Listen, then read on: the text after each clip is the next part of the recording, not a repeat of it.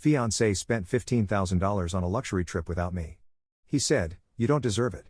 His life changed forever after my response. Story 1. My name's Eustacia, and for the past 4 years, I thought I'd found my forever person. His name is Dimitri. We met at this fancy networking event in New York City. At the time, I was working an entry-level marketing job that paid barely enough to cover my rent. He, on the other hand, was the picture of success: tailored suit, expensive watch, that confident smile that made it seem like he had the world in his pocket. He told me he worked in finance, doing something with investments, though he never went into too much detail. I didn't push. He just seemed so polished, so put together. I felt lucky to be noticed by someone like him. The first couple of years were a whirlwind. Dimitri had this way of making me feel like I was the only person in the room, like the world revolved around me. He'd show up with little gifts for no reason: a bracelet, flowers, my favorite bottle of wine. On weekends, he'd whisk me away to cute little inns in upstate New York or surprise me with dinner at restaurants I couldn't afford even if I saved for months. He was romantic, attentive, everything you dream of in a partner. My friends teased me, calling him Mr. Perfect, and honestly, I believed them. But perfection doesn't last. It started with little cracks, things I didn't want to admit were there. Dimitri became less attentive, less present. He'd cancel plans without much explanation, brush off my concerns with, "Work's been insane," or, "Babe, you know I've got a lot on my plate." At first, I let it slide. Relationships have their ups and downs, right? But as time went on, those cracks turned into something impossible to ignore. Then, 6 months ago, everything came to a head. And it all started with one ridiculous, $15,000 luxury trip. Here's how it went down. Dimitri came home one night and casually mentioned he'd booked himself a week-long trip to Bora Bora. Not us. Not we. Just him. I thought I'd misheard him at first. Bora Bora? Like, the dream destination we'd talked about going to together someday? I asked if this was a work thing, and he just laughed. "No, it's personal," he said, like that explained anything. When I asked if I was invited, his face twisted like I'd just asked the dumbest question in the world. "It's not that kind of trip," he said. "You wouldn't enjoy it. You wouldn't appreciate it." I felt like I'd been slapped. What does that even mean? I asked, trying to keep my voice calm. But inside, I was fuming. Why wouldn't I appreciate it? We were engaged, for crying out loud. If anyone should be going to Bora Bora with him, it was me. And that's when he dropped the bombshell. "You don't deserve it." Those 4 words hit me like a freight train. I sat there, stunned, as he went on about how I didn't understand luxury or refinement the way he did, how this was a trip meant for someone with a more sophisticated palate. I don't even know what he meant by that. It sounded like something he'd read in a magazine and decided to parrot back at me. In that moment, something in me broke. It wasn't just the trip. It was everything. The way he'd been treating me for months, the little digs at my job, the way he'd stopped looking at me like I mattered. All of it boiled over, and I realized, this wasn't the man I thought I was marrying. But I didn't explode. I didn't scream or cry. Instead, I nodded, smiled, and told him to enjoy his trip. I don't think he realized anything was wrong. He kissed me on the cheek and went off to pack his stupid monogram suitcase. Meanwhile, I was planning something very, very different. The day Dimitri left, I made 2 phone calls. The first was to Lila, my best friend since college. Lila works as a private investigator, mostly divorce cases and tracking down deadbeat parents who owe child support. I'd never thought I'd need her services, but I asked her to dig into Dimitri. I knew he was hiding something. Call it gut instinct or just years of him brushing me off, but I could feel it. And if there was one thing I knew about Lila, it was that she could find dirt on anyone. The second call was to my landlord. Dimitri and I had been living together in a nice little apartment in Brooklyn. It was technically in his name, but I paid for more than half the bills. I wanted to make sure I had options if things went sideways. My landlord was a sweet old guy named Mr. Hollis.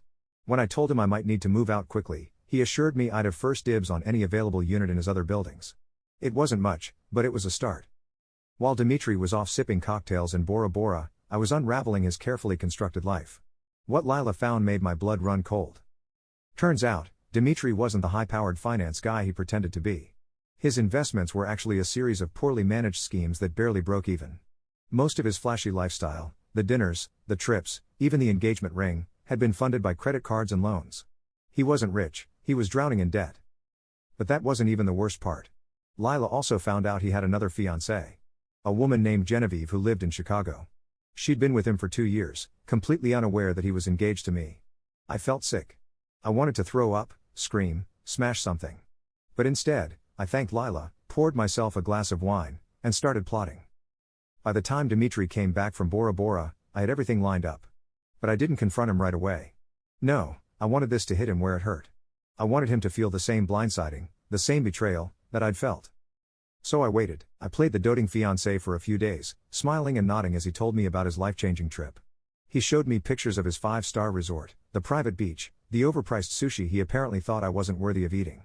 Every word out of his mouth was like poison, but I kept my cool. What he didn't know was that I'd already set the wheels in motion. And when everything came crashing down, Dimitri wouldn't know what hit him. Dimitri's arrogance made it easier to act normal around him while I finalized everything. He had no clue what was coming, no idea I was already unraveling his life behind the scenes. It wasn't just about revenge, it was about taking my power back. After what he did, I wasn't going to sit quietly and let him walk all over me. He didn't respect me. He didn't value me. And I was done being his doormat. Here's how it all went down. I started with the joint account we shared. Dimitri had insisted on combining finances after our engagement, saying it was better for the long run. What he really meant was that he wanted access to my savings. I'd already transferred most of my money into a separate account, leaving just enough behind to make it look like everything was normal. Then, on the day I decided to set things in motion, I withdrew the remaining balance, about $3,000. It wasn't a lot, but it was mine, and I wasn't leaving it behind for him to blow on another business retreat. Next, I called his boss. This part was tricky because Dimitri worked in a private firm, and I wasn't sure how much they'd care about his shady behavior. But Lila had found proof that Dimitri had used company funds for personal expenses, like the $15,000 Bora Bora trip. She helped me draft an email with screenshots of his fraudulent transactions and sent it anonymously. I didn't expect much to happen, but within days, Dimitri came home furious. "They suspended me," he yelled, slamming the door. "Some idiot reported me for misuse of funds. Can you believe that?" I kept a straight face. "That's awful," I said, pretending to be concerned. "What are you going to do?" He grumbled something about sorting it out, completely unaware that I was the one who'd lit the match. The real masterpiece was Genevieve. Once I'd confirmed her existence, I reached out to her directly. I was nervous as hell, but she turned out to be lovely, smart, kind, and just as blindsided as I was. We spent hours on the phone comparing notes, piecing together all the lies Dimitri had told us. He'd proposed to her 6 months before he proposed to me. He'd told her he was single, that he traveled a lot for work, and that his big plans were all for their future together. Genevieve was furious. "We have to confront him," she said. "He needs to face us both." I agreed, but I wanted to make sure the timing was perfect. About a week later, Dimitri was out for drinks with some of his finance buddies, one of the few luxuries he still allowed himself despite his suspension. While he was gone, I packed up all his stuff. Every suit, every pair of cufflinks, every overpriced gadget he thought made him look successful. I even packed the engagement ring, which I'd decided to sell later. By the time he came home, all that was left was a single note taped to the kitchen counter. "You don't deserve me. Good luck explaining this mess to Genevieve." I didn't stick around to see his reaction. I was already on my way to a cafe downtown, where Genevieve and I had agreed to meet him the next day. When Dimitri walked into the cafe, he looked like he hadn't slept in days. His hair was disheveled, his suit wrinkled. He froze when he saw both of us sitting at the same table. For a moment, I thought he might run, but instead, he sat down, his face pale as a ghost. "What's going on?" he asked, trying to sound casual, but his voice cracked. Genevieve didn't waste any time. She slid a folder across the table, emails, photos, receipts, everything we'd collected. "Care to explain this?" she asked coldly. Dimitri's eyes darted to me, then back to her. I can explain," he stammered. "This isn't what it looks like." "Oh, it's exactly what it looks like," I said, my voice calm but firm. "You've been lying to both of us for years. The games are over, Dimitri." He tried to spin some story about how he was under pressure and made mistakes, but we weren't buying it. Genevieve and I laid into him, taking turns dismantling every excuse he threw at us. By the end of it, he was practically begging for forgiveness, promising he'd make things right. But we were done. Genevieve walked out first, telling him never to contact her again. I stayed behind just long enough to tell him one last thing. "You said I didn't deserve Bora Bora. You were right, I deserve better. And now I'm going to get it. Goodbye, Dimitri." The fallout was brutal, for him, at least. Dimitri lost his job when his company completed their investigation. Turns out, he'd been skimming money from their accounts for years, and they threatened to press charges. He tried to salvage his reputation, but word spread fast in his industry, and nobody wanted to hire him. Last I heard, he moved back in with his parents in Buffalo, working odd jobs to pay off his mountain of debt. As for me, I sold the engagement ring and used the money to take myself on a trip, not Bora Bora, but a quiet little beach town in Mexico where I could breathe and figure out my next steps. It wasn't luxury, but it was mine, and it felt damn good. Genevieve and I stayed in touch for a while, bonding over the disaster Dimitri turned out to be. She's doing great now, living her best life in Chicago. And me? I've learned a lot about myself through this mess. I've learned what I deserve, what I'll never settle for again, and how much stronger I am than I ever realized. Dimitri thought he could break me. Instead, I broke him. And I have no regrets. Story 2. I found my wife, Noreen, sitting on the kitchen floor last Tuesday, tears streaming down her face like she'd just received the worst news of her life. She wasn't even trying to hide it. She just sat there, her back against the cabinets, staring at the floor, shoulders shaking with sobs. She didn't even notice I'd come in. Noreen? I asked, stepping into the kitchen and setting my lunchbox on the counter. My voice must have startled her because she looked up like she hadn't heard me walk in. Her face was red, her eyes puffy, and her hands were shaking as they clutched something close to her chest. At first, I thought maybe she'd gotten bad news about her parents or one of her sisters. Maybe she'd lost a friend or heard something awful about someone in town. But what she said next wasn't anything I could have prepared for. I can't hide this anymore, she whispered, her voice cracking like it physically hurt her to say it.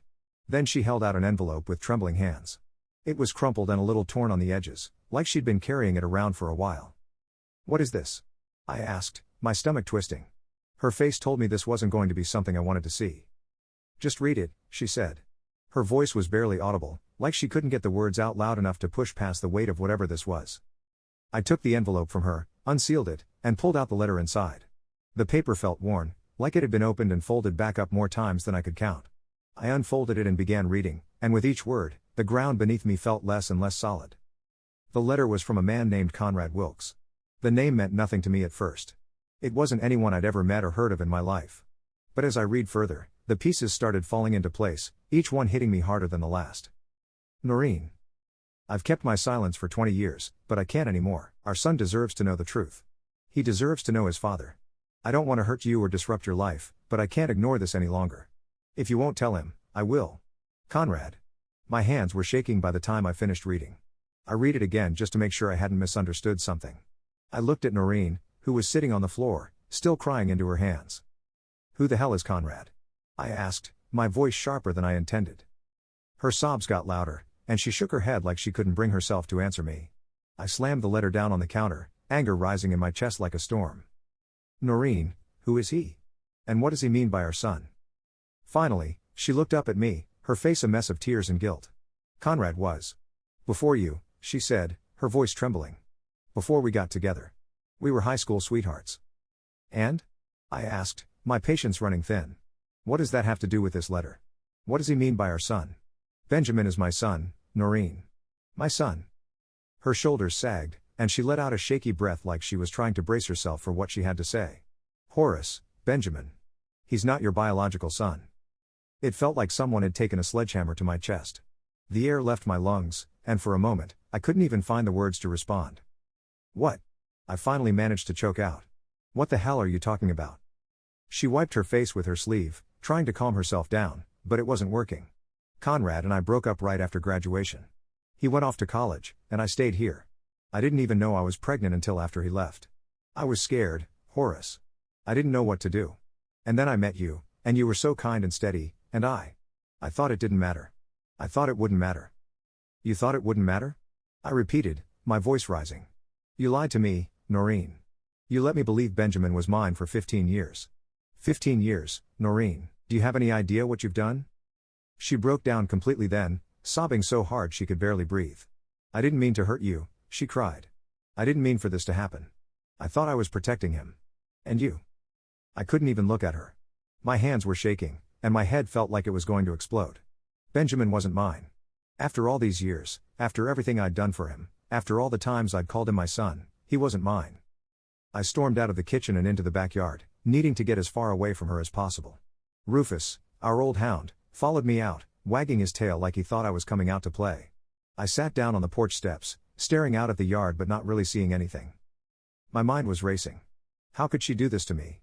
How could she keep something like this from me for 15 years? And what the hell was I supposed to do now? I didn't know how long I sat there, but eventually, I heard the door creak open behind me. I didn't turn around. I couldn't face her yet. Horace, she said softly. Please. I know I should have told you. I know I screwed up. But I didn't know what else to do. I was scared, and I thought if I told you, you'd leave. Leave? I said, finally turning to look at her. You didn't even give me the chance, Noreen. You didn't give me the choice. You decided for me, and now look where we are. She sat down on the porch, keeping her distance. I never wanted to hurt you, she said again, her voice barely audible. Well, congratulations, I snapped. You did. We sat there in silence, the weight of her confession hanging between us like a brick wall. I didn't know if I could forgive her. Hell, I didn't even know if I wanted to. And then there was Benjamin. How was I supposed to look him in the eye now? How was I supposed to pretend everything was fine when I knew the truth? And what about Conrad? Was he really going to come into our lives now and claim a place in my son's world, my world? I had no answers, just a gnawing feeling in my gut that nothing was ever going to be the same again. The days that followed were a blur of anger, confusion, and silence. I moved into the guest room, not because I wanted space but because I couldn't bear to be near Noreen. Every time I looked at her, all I could see was betrayal. Benjamin, my son, my boy, wasn't even mine. How do you even begin to process that? I didn't tell Benjamin anything right away. I couldn't. He was a good kid, and he didn't deserve to be caught in the middle of this mess. But every time I looked at him, I felt the weight of the truth pressing down on me. He didn't know, but I did. And it was eating me alive. Then there was Conrad. I couldn't get his name out of my head. This guy thought he could waltz into my family's life and turn everything upside down? After 15 years? Who the hell did he think he was? The more I thought about him, the angrier I got. And when I'm angry, I act. Always have. I started digging. Turns out, Conrad Wilkes wasn't hard to find. He was some big-shot lawyer in St. Louis, living in a fancy house in an even fancier neighborhood. I looked him up online, saw pictures of him smiling in tailored suits, shaking hands with politicians, and standing next to his brand new Tesla. It made my blood boil. I didn't know what I was going to do, but I knew I had to meet him. I wasn't going to let this guy barge into my life without hearing from me first. So, one Saturday morning, I drove the 2 hours to St. Louis and parked outside his office building. It was one of those sleek glass towers that looked like it belonged in a sci-fi movie. I sat there for a while, rehearsing what I'd say, trying to keep my temper in check. When he finally walked out of the building, I almost didn't recognize him. He looked so polished, so smug. His hair was perfectly combed, his suit pressed, and he had this air about him like the whole world owed him something. I hated him on sight. Conrad. I called out, stepping out of my truck. He turned, confused, then cautious. Do I know you? You don't, I said, walking toward him. But you sure as hell know my wife. And my son. His face changed then, his smug expression replaced by something colder. You must be Horace, he said, like he'd been expecting this. Look, I don't want any trouble. Trouble? I cut him off, my voice rising. You sent a letter threatening to blow up my family, and now you don't want trouble? You've got a lot of nerve, buddy. Listen, he said, trying to sound calm. I understand you're upset, but Benjamin has a right to know who his biological father is. I didn't mean to hurt you. Don't, I growled, stepping closer. Don't stand there and act like the good guy. You're 15 years too late for that. He sighed, looking annoyed now. This isn't about you, Horace. It's about Benjamin. He's my son. No, I said firmly. He's my son. I raised him. I fed him, I taught him how to ride a bike, I helped him with his homework. Where the hell were you, Conrad? Off living your big shot life, not giving a damn about anyone but yourself. He didn't have an answer for that. He just stood there, his mouth opening and closing like a fish out of water. After that meeting, I knew I couldn't just sit back and let him disrupt my family. He might have been Benjamin's biological father, but that didn't make him a parent. And I was going to make damn sure he understood that. I spent the next few weeks doing what I do best, fixing things. Only this time, I wasn't fixing cars. I was fixing my family. I started with Noreen. I told her we were going to counseling, not because I forgave her, but because if we were going to survive this, we needed help. She agreed without hesitation, desperate to make things right. Then I sat Benjamin down. I told him the truth, not everything, but enough. I told him that before his mom and I got together, she had been with someone else, that this man, Conrad, was technically his biological father, but that it didn't change anything. I told him I was still his dad, the one who had always been there for him and always would be. He was quiet for a long time. Then he said, "You're the only dad I've ever known. I don't need anyone else." That was all I needed to hear. Conrad wasn't going to walk away unscathed, though. Oh no. If he wanted to play the big shot lawyer, I was going to hit him where it hurt, his reputation. I started digging into his life, using every contact I had. Small towns are great for this sort of thing, everyone knows someone who knows someone. I found out he'd been involved in some shady dealings a few years back, cases where money had changed hands under the table to make things disappear. Nothing big enough to get him disbarred, but enough to raise eyebrows if the right people found out. So I made sure they did. I sent anonymous tips to every journalist in St. Louis, complete with documents I'd managed to get my hands on. I might not be a lawyer, but I know how to leave a paper trail. Within weeks, Conrad's name was all over the news. Clients started dropping him, and his firm put him on leave while they investigated. But I wasn't done. I found out where he lived, too. That fancy house of his? Turns out his neighbors weren't too fond of him. Said he acted like he was better than everyone else. So I made sure they knew the truth about him, too. A few anonymous flyers in mailboxes, and suddenly the whole neighborhood knew about his dirty laundry. Conrad tried to fight back, of course. He even sent a cease and desist letter to my house. But here's the thing, I don't scare easy. And I sure as hell wasn't going to let him waltz into my life and take what's mine without a fight. By the time I was done, Conrad's life was in shambles. He lost his job, his reputation, and most of his friends. He still sees Benjamin occasionally, but on my terms. He knows better than to cross me now. As for me and Noreen, we're still working on things. It's not perfect, and it might never be, but we're trying. And Benjamin? He's thriving. He knows the truth, and he knows who his real dad is. Revenge might not fix everything, but sometimes, it's the only way to set things right.